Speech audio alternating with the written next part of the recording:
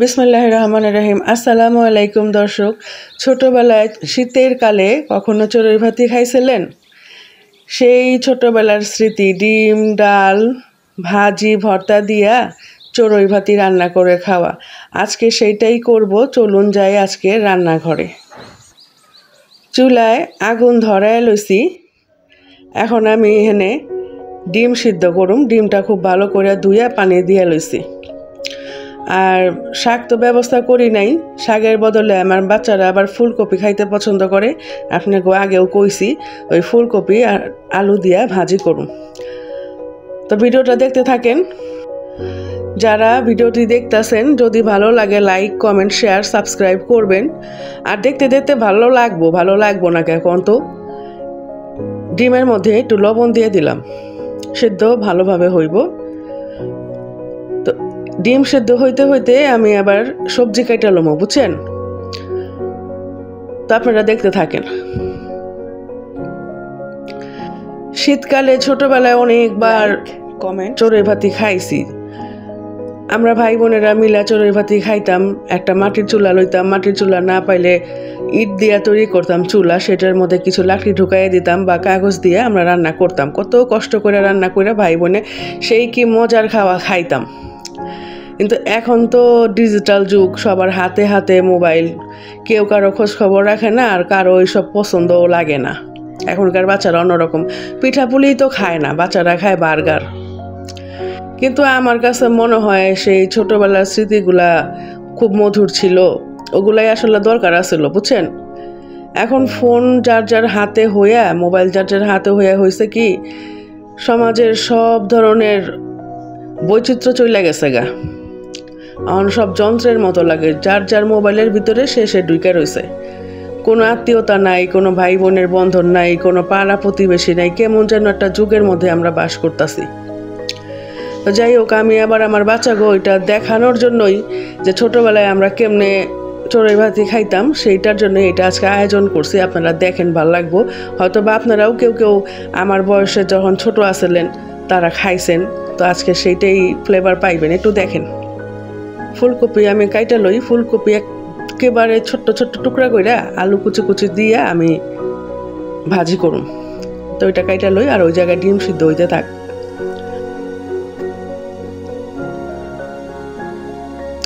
আমায় আবার পেঁয়াজ কুচি করে লইতেছে। পেঁয়াজ আমি কাইটা পরিষ্কার করে দিছি ছিলা। আর এই জায়গায় আমি সবজিগুলা কাইটা লই। আর আলুগুলা কুচি করে দিই ওই জায়গায়। আলু আর ফুলকপির ভাজি খাইতেও কিন্তু খুব ভালো লাগে। এটার মধ্যে আমি তেমন কোনো মশলা দিব না, হালকা একটু হলুদ দিয়ে এই ভাজিটা আমি করুম। এর জন্য আলুগুলা কাইটা লই আগে, তারপরে আপনাকে ভাজিটা আমি আজকে দেখাইতাছি। এই ভাজির মধ্যে আজকে আবার সিম থাকবো না, শুধুমাত্র ফুলকপি আর আলু। তো ভাজি কাটা আমার শেষ হয়ে গেছে, এখন আমি এটা সুন্দর করে ধুয়ে লইতাছি।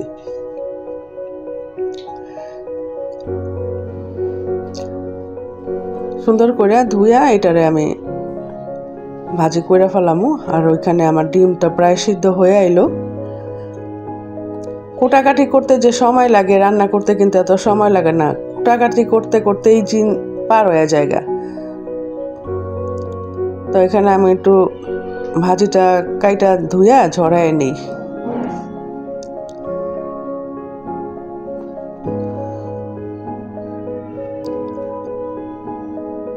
এখন আমি একটু সালাদ কাইটা নিতেছি, একটু সালাদ ওরা বলে খাইবো। তো শসা টমেটো দিয়ে আমি সালাদ ওকে বানিয়ে দিমু। একটু পেঁয়াজ কাঁচামরিচ কুটি কুটি করে দিলাম। আর কালো জিরা ভাজতাছি, কালো জিরার ভর্তা বানামু। কালো জিরা ভর্তা খাওয়া কিন্তু শরীরের জন্য খুবই উপকারী, বিশেষ করে কালো জিরাটা খাওয়াই খুব উপকারী। তা আমি এখানে কড়াইতে তেল দিলাম। তেলটা গরম হইলে আমি পেঁয়াজ দিতেছি। পেঁয়াজটা হালকা একটু ভাইজা এর মধ্যে আমি ভাজিটা রান্না করুম। একটু লবণ দেই, মাটির চুলায় জাল একবার ধরে গেলে রান্না করতে সময় লাগে না। একটু হলুদের গুঁড়া দিলাম, এর মধ্যে আর মরিচের গুঁড়া দিব না, মানে আমি একটু আগে কইছিলাম। হলুদের গুঁড়াটাও আপনারা ইচ্ছা করলে দিবারও পারেন, নাও দিতে পারেন। আমি একটু কালারের জন্য দিছি, আর কিছু না। হলুদের আর কোনো বিশেষ কোনো কাজ নাই, জাস্ট একটু রং হইব সুন্দর, আর কিছু না। তো সালাদ আমি এই যে কাইটা একটা প্লেটে সার্ভ করে রাখছি, আর এই যে ভাজির মধ্যে এখন আমি কাঁচামরিচ দিতেছি। একটু লাইড়া চেড়া লই। শীতের দিনে কাজ করতে করতে হয়ে যায় দেরি, ছোট্ট দিন থাকে, কাজ করে শেষ করা যায় না। তো এর ফাঁকে ফাঁকে আমি আবার ডিমগুলো একটু ছিলা লই। অনেকগুলা ডিম তো সময় লাগবে ছিলতে। ডিম ছিলতাছি আর ভাজি নাড়া দিতাছি। ভাজি নাড়তে নাড়তে প্রায় হয়ে এসে, প্রায় আর বেশিক্ষণ লাগবো না। ভালোভাবে ভাজা ভাজা করতেছি। এই ভাজিটা একবার কইরা খায় দেখেন, মজা লাগে অনেক। খুব সিম্পল, ঘরের মধ্যে তেমন কোনো সবজি না থাকলে, একটা ফুলকপি থাকলে আলুর সঙ্গে দিয়ে কুচি কুচি করে কাইটা ভাজি কইরা গরম ভাতের সাথে খাইলেও খুব মজা লাগে। ভাজি হয়ে গেছে গা, আপনাকে একটু দেখাই দিলাম। তখন এটা নামায় রাখতেছি, একটু পরে অন্য একটা বাটিতে সার্ভ করবো। অনেক চুলার মধ্যে আমি আর একটা কড়াই দিই।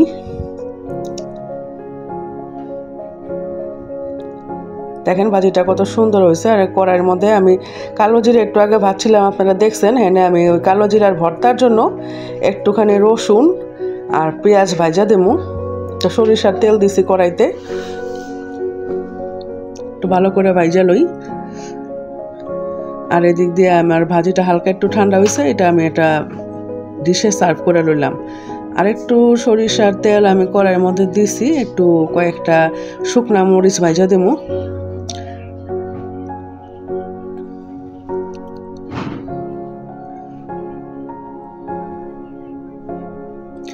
শুকনা মরিচ নাড়াচাড়া আম্মাই দিতাছে। এখন শুকনা মরিচও ভাজা হয়ে গেছে, আমি এটা একটু উঠায় দিতাছি। এখন ওই কড়াইতে আমি আর একটু তেল দিয়া ডিমগুলারে একটু ভাজুন। ডিম ভাজার লেগে আমি একটু হলুদের গুঁড়া দিয়া, মরিচের গুঁড়া দিয়া সুন্দর করে লবণ একটু হালকা মাখায়া ডিমগুলা ভাজালাম। তেমন কড়া করে ভাজুম না, আস্তে আস্তে হালকা করেই ভাজুম, কোনো কড়া করুম না। ডিমগুলা আমার প্রায় ভাজা হয়ে গেছে গা। 3টা ডিম আরও আছে, ভাজতে হইব। ওইটা কিছু ডিম উঠায় রাখা, ওই ডিমগুলো আবার ওইটার কড়াইয়ের মধ্যে আমি দিয়া দেবো। বাকি সব কয়টা ডিমই আমার ভাজা হয়ে গেল গা। এই কড়াইয়ের মধ্যে আমি আর একটু তেল দিয়া ডিমটা ভুনা করে লম। তেল গরম হয়ে গেছে গা, প্রয়োজন মতন আমি পেঁয়াজ দিলাম। ভালো করে পেঁয়াজটা ভাজা লই। একটু লবণ আমি সবসময় পেঁয়াজের মধ্যে দিই, যাতে পেঁয়াজটা তাড়াতাড়ি ভাজা হয়। চুলায় খুব সুন্দর আগুন জ্বলতেছে, বেশি দেরি হইব না। পেঁয়াজ কইতে কইতে ভাজা হয়ে গেছে। হালকা একটু পানি দিলাম, যাতে মশলা দেওয়ার পরে পুড়া না যায়। একটু মরিচের গুঁড়া দিলাম, একটু হলুদের গুঁড়া দিলাম। এর মধ্যে আর কোনো কিছুই আমি দেবো না। অনেকে আবার আদা জিরা দিয়াও, পেঁয়াজ দিয়া, আদা জিরা দিয়া তারপরে এটার মধ্যে সুন্দর করে মশলা কষায়, আমি ওটা করি নাই। আদা জিরা দিয়ে নিই আজকে আমি আজকে শুধুমাত্র হলুদ মরিচের গুঁড়া দিয়া ডিমটারে ভুনা করলাম। ছোটবেলায় দেখছি আমগো বাসায় যখন ডিম ভুনা করতো মায়, তখন কিন্তু আদা জিরা দিত না, শুধুমাত্র হলুদ মরিচের গুঁড়া দিয়ে বানাইতো। তো আমি আজকে সেইটাই করলাম আর কি। আপনাকে একেবারে প্রাচীন রেসিপিটা দেখাইলাম। এখন ডিমের মধ্যে নানান কিছু দেয়, নানান ধরনের মশলা দিয়ে ডিম রাঁধে, কিন্তু আগে শুধুমাত্র হলুদ মরিচ দিয়ে আমার মায়ের দেখছি ডিম রান্না করতে। তো সেইটাই আজকে আমি আপনাকে করে দেখাইতেছি, এবং আমার বাচ্চাকেও আমি খাওয়াবো। আমার মাইয়া কইছিল যে এটার মধ্যে একটু জিরার গুঁড়া দাও, তো আমি দেই নাই। আমি বললাম যে না, আজকে তোমার নানু যেভাবে রান্না করে আমাকে খাওয়াইতো ওইভাবে রান্না করে দেবো।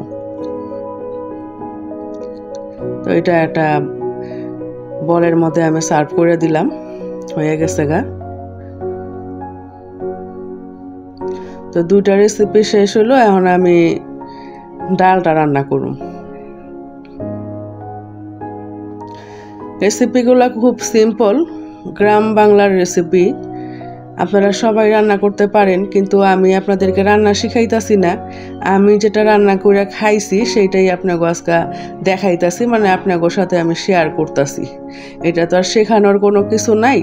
তা আমি কেমনে রান্না করি, আপনি কেমনে রান্না করেন, আমরা দুজনেই কিন্তু রান্না করতে পারি। আমিও পারি, আপনিও পারেন, কিন্তু আপনার রান্নার আমার রান্নার মধ্যে অনেক পার্থক্য আছে। আমি আপনার কাছ থেকে শিখবো, আপনি আমার কাছ থেকে শিখবেন, এই তো। শেখার কিন্তু কোনো শেষ নেই।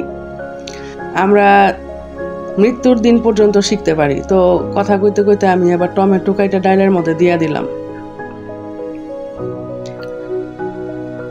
ডালটা আমি খুব অল্প সময়ের মধ্যে রান্না করুম, খুব বেশি সময় নেব না, কারণ বেলা প্রায় পার হয়ে যাইতেছে গা, সবার খিদা লেগে গেছে। একটু হলুদের গুঁড়া দিলাম, একটু না একটু বেশি দিছি আমি, কারণ অনেকগুলা ডাল। আর ওইদিকে আমার আম্মা কালো জিরার ভর্তা বাইটা লইতাছে। পাটাটা খুব ছোট, বাটতে ওনার খুব কষ্ট হয়। তো এখানে কিছু পেঁয়াজ কাইটা দিলাম আমি। তো পাটা ছোট হওয়ার কারণে আমার আবার কিছু টেকনিক আছে ভর্তা বাটার। আগে কালো জিরা বাইটা, তারপরে শুকনা মরিচ উনি বাড়তাছে, আর এদিক দিয়ে আমি সুন্দর মতো ডাইলের মধ্যে হলুদ আর যা যা দিছি মিশাই লইতাছি। মানে হলুদ, কাঁচা মরিচ, টমেটো আর পেঁয়াজ কাইটা দিছি আমি এর মধ্যে। অনেকগুলা ডাল তো বলক উঠে গেছে গা, আমি সুন্দর করে নাইড়া দিতেছি যাতে বলক উঠা পইরা না যায়। রান্না আমার প্রায় শেষের কাছাকাছি। রান্নাঘর পিছন দিয়ে আস্তে আস্তে সবাই সব কিছু আস্তে আস্তে পরিষ্কার করে ফেলাইব, নিয়ে যাইতেছে একটা একটা করে। আর আমি ডালটা রান্না করতেছি। রান্না প্রায় শেষের পর্যায়ে। এটা ভালোভাবে সেদ্ধ হয়ে গেলেই আমার ডালটা বাগার দেওয়া হইব। বসে রয়েছে আমি রান্না করে।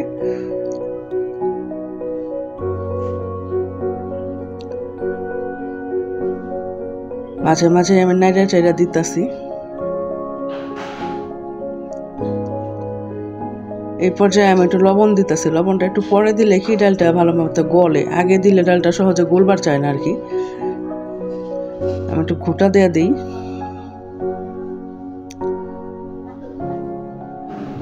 মোটামুটি খাওয়ার মতো সেদ্ধ হয়ে গেলেই আর সময় লাগে না।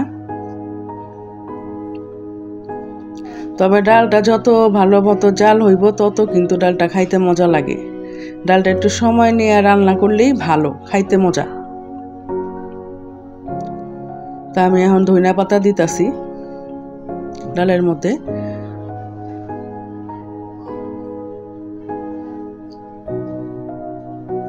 শীতকালে টমেটো আর ধনিয়া পাতা দিয়ে ডাল খাইতে খুব মজা লাগে।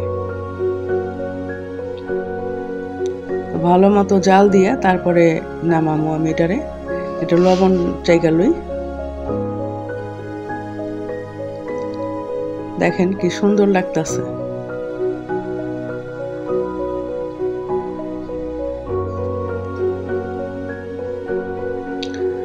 ভালো মতো নাড়াচাড়া করতেছি। এখন এটারে আমি নামাই দিতাছি। মানে রান্না শেষ হয় নাই, এখন এটারে আমি বাগার দিমু। চুলাতে কড়াই দিমু, কড়াই দিয়া তেল দিতাছি। আনাম রসুন দিলাম আমি। আজকে আমি রসুন কাইটা দেবো না, অনেকগুলা ডাল আনাম রসুন দিমু, এটা খাইতে আরো ভালো লাগবো। তো এখন আমি ডালগুলা অন্য একটা পাতিলে সার্ভ করে নিয়ে সবাইকে খাইতে দিমু। তো আমার ভিডিও যারা এতক্ষণ দেখলেন তাদেরকে অসংখ্য ধন্যবাদ জানাই। আশা করি আপনারা সবাই আমার পাশে থাকবেন। তো এইখানে আমি আপনাদের কাছ থেকে আজকে বিদায় নিতেছি, আর সবাইকে খাওয়া দাওয়া করাইতেছি। তো দেখা হইব পরবর্তী কোনো ভিডিওতে। ততক্ষণের জন্য খোদা হাফেজ।